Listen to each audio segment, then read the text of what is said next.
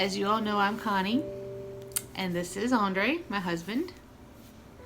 Okay, so the reason why we're doing this video is because somebody out there in TikTok land wanted to know exactly what our story was. And we can't tell the story about the twins without telling all of our story. In order for you all to understand a lot of our feelings and our thoughts with the twins, you need to understand us a little bit. Yeah. So we decided to go back in time some to when we first met. The year was 2013. 14. No, 2013 is when I left from New York. The end of 2014, but we met in 2013. No, we met in 2014. March 2014 exact. In fact, we can go all the way back to the beginning of our Facebook Messenger conversations, 'cause that was the first time we ever talked to each other. Would you believe she still has that stuff? I could even look it up and pinpoint the exact day if I wanted to. Do you believe she has that stuff? Anyway, We met March of 2014. For me, I had been single for about 10 years up to that point, with no prospects, and it got to the point where I just figured that I wasn't going to find anybody, that I was going to be alone for the rest of my life. me myself, I just gotten out of a relationship where it just didn't work out the way I wanted it to work out. And so I was friends on Facebook with Donna Daigle. And I was friends on Facebook and in person with Donna Daigle. And at the time, I was living in Northern Virginia, and I lived about. I was in upstate New York. He was in by the way. upstate New York at the time. I was living in Northern Virginia. I lived about an hour or so from where Donna lived, and I was visiting them every weekend. And one weekend, when I was visiting them, we were out shopping, and out of the blue, she says, "So I have this friend. His name's Andre. Would you like for me to introduce you to just as friends?" I was like, "Sure. Okay." But here's what's interesting. Before that, like I said, I was in a relationship and it didn't quite work out. And I was talking with Donna and I said to myself, why don't these things work out for me the way that I would like for them to work out? And she knew that how I was feeling about the whole being alone for the rest of my life thing.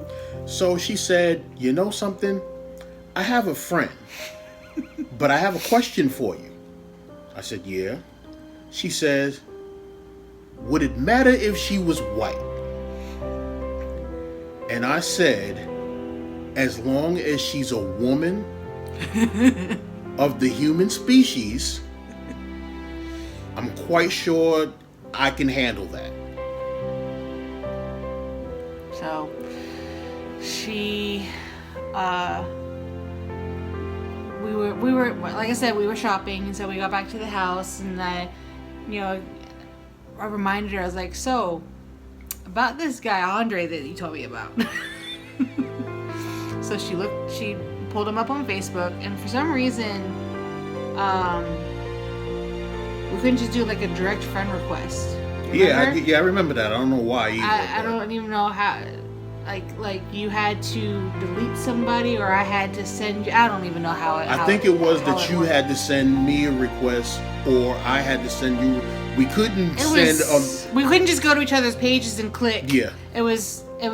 I mean, this was 2014, so Facebook was way different back then. So, somehow we became friends on Facebook, and we started chatting through Facebook Messenger. And a friendship started blooming. It bloomed. It bloomed a lot. We ended up talking every day. It bloomed. Every single day. So and much. After 2 weeks is when we started doing the video chats. It was about 2 weeks, maybe 3. But yeah, we started doing the video chats. Now, here's what's funny. We started with Skype, right? We started with Skype. Yeah. We started with Skype. I believe I was on Android at the time.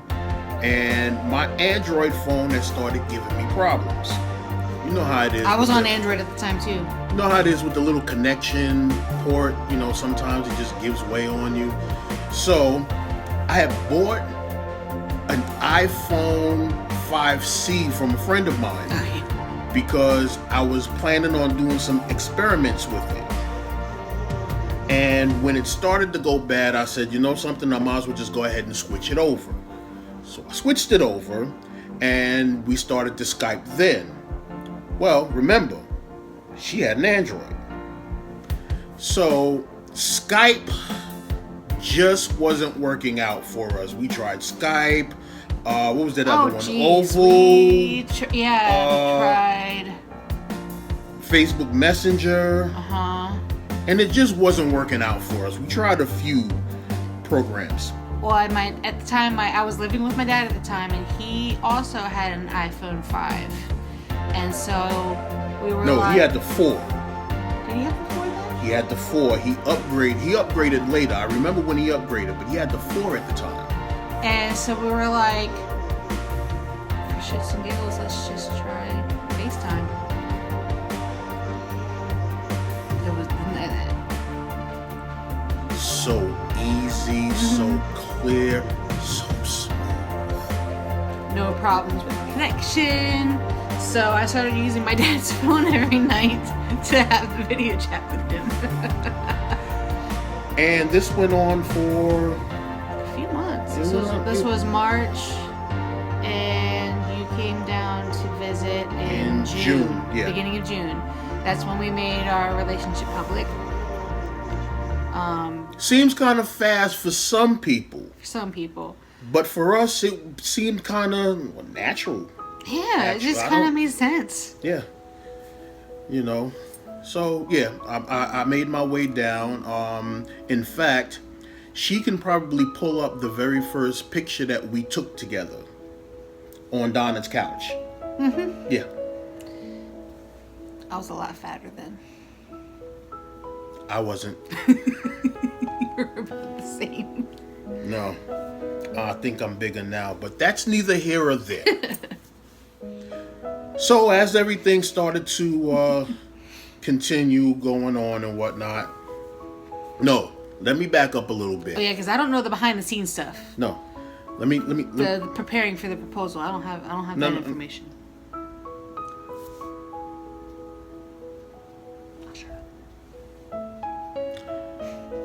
So, we got the picture on Donna's couch, right? That was also when I first met her father. Oh, yeah. Yeah. And I went, because, you know, she lived with her father, so we drove an hour to get out to her father's. And we sat on the porch.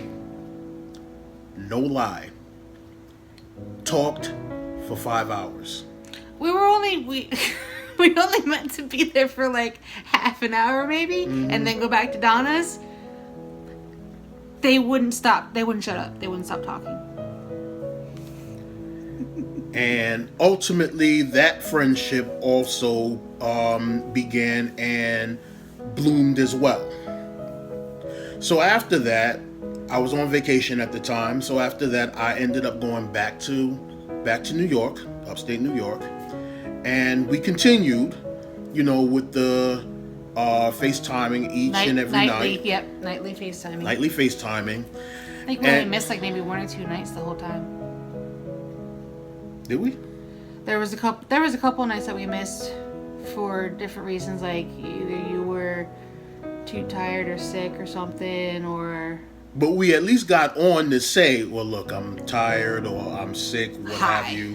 Yeah. Like I think there was like maybe one night we didn't do it, but for the most part, it was every single night. Right.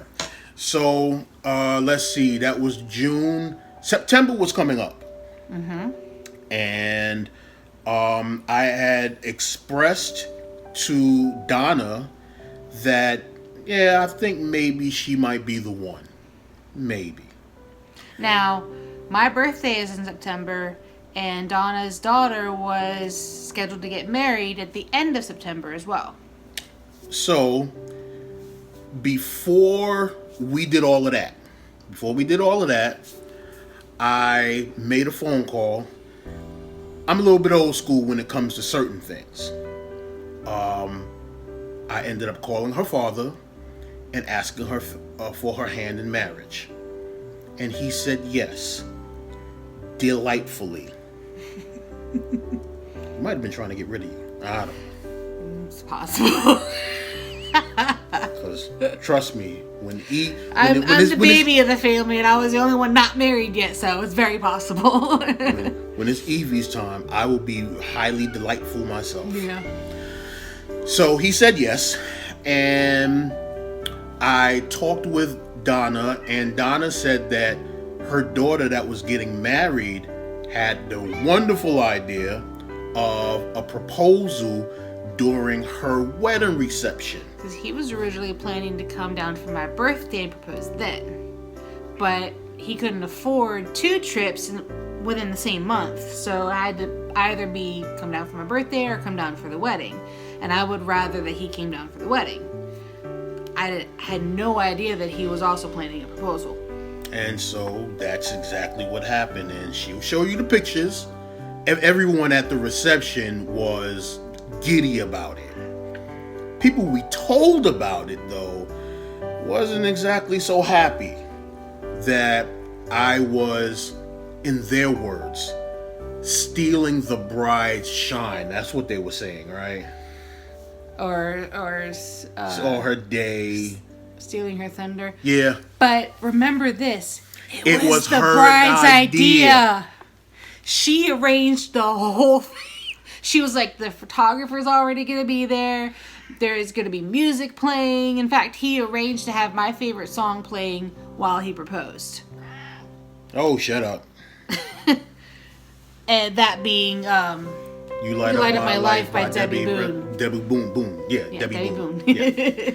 I was about to say Reynolds. I don't know why. I don't know either. So, that's how I proposed. Get off me. So that's how the proposal took place. Now, after that point, we had figured on when we were going to get married. We both thought that it would be best that it would be at the very least a year after we met. Which would be, of course... Which would be like 6 months after the proposal. Right. So, I did the... So sometime in the early spring is right. What we were thinking. So I did the usual thing, okay? What most men do.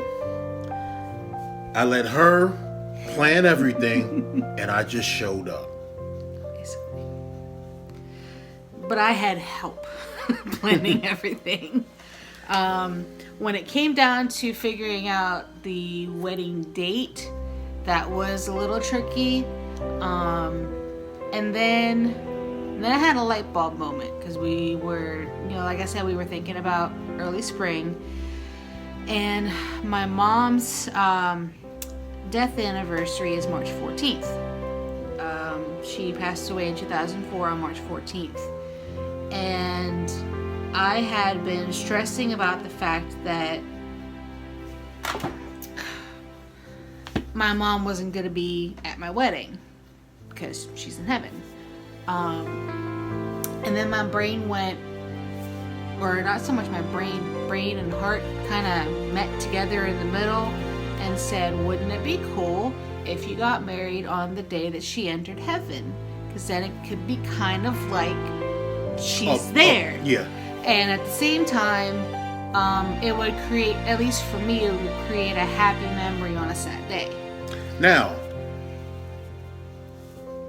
check this out.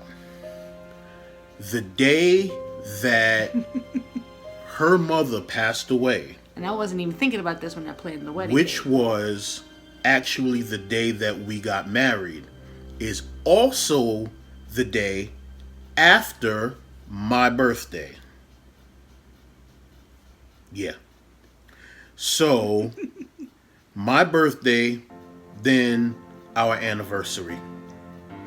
Fellas, if I forget this, I don't deserve to be married. He'll never have an excuse to forget the anniversary. Never. Oh, but we skipped over a part. We did? Yes, we did. What part did we skip? We skipped over the part where I gave my 2 weeks notice to my job Oh, yeah. And you moved down to Virginia. and I moved to Virginia. As a matter of fact, I secured an apartment very shortly after moving to Virginia. It was a crappy apartment. It was an apartment. Yeah. Yeah, it was a crappy apartment, but it was my crappy apartment. For the next, what? No, we did not stay in that apartment for no. Listen to this. Oh, yeah, that's right. It was like No, that we was August only that we moved. Yeah, we only stayed there a few months, and I'll tell you why. We'll go into that move later. You want to go into the reason why we moved later, or why we? Because that's part of Act 2, Okay. moving to New York. Oh no. Okay, yeah, that move. But the reason why we actually moved out of that apartment was because they had bed bugs. Oh, And tried to blame me for it. And I didn't have building furniture. was infested. I didn't have furniture in order for me to have bed bugs. He was getting bit with an air mattress. Who does that? And that was before we even got married. Yeah. So, And after we got married, we only lived in that for a few months when we moved. But again, that's part of the next part of the story. Because that's also part of the first losses. yeah. So, on that note, we will end it right here. Okay? Tune in for Act 2 very, very soon.